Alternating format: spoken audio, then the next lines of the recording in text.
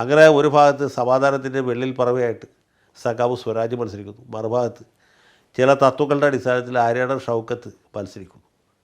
നിലമ്പൂരിലെ പ്രബുദ്ധരായ ജനങ്ങൾ ആരെ വോട്ട് ചെയ്ത് ജയിപ്പിക്കുമെന്ന് നമുക്ക് പറയാൻ പറ്റുകയില്ല. ഏതായാലും തീരുമാനം വോട്ടർമാരുടെയാണ്. പാവ അൻവറിൻ്റെ കാര്യം കഷ്ടത്തിലായി.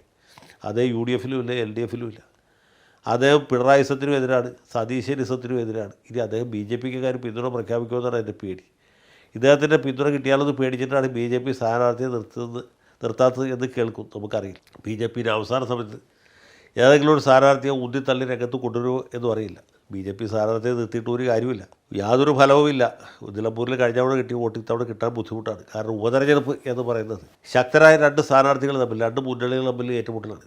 മിക്കവാറും സ്ഥലത്തും അങ്ങനെ തന്നെയാണ് സംഭവിക്കാറുള്ളത്. തൃക്കക്കരയിൽ അതാണ് സംഭവിച്ചത്, പുതുപ്പള്ളിയിൽ അതാണ് സംഭവിച്ചത്. പാലക്കാട്ടെ സ്ഥിതി വ്യത്യാസമുണ്ട്. അവിടെ ബി ജെ പിയാണ് പ്രധാനപ്പെട്ട പ്രതിപക്ഷ പാർട്ടി, അല്ലെങ്കിൽ കോൺഗ്രസ് കഴിഞ്ഞാൽ ബി ജെ പിയാണ്. ഇടതുപക്ഷം മൂന്നാം സ്ഥാനത്താണ്.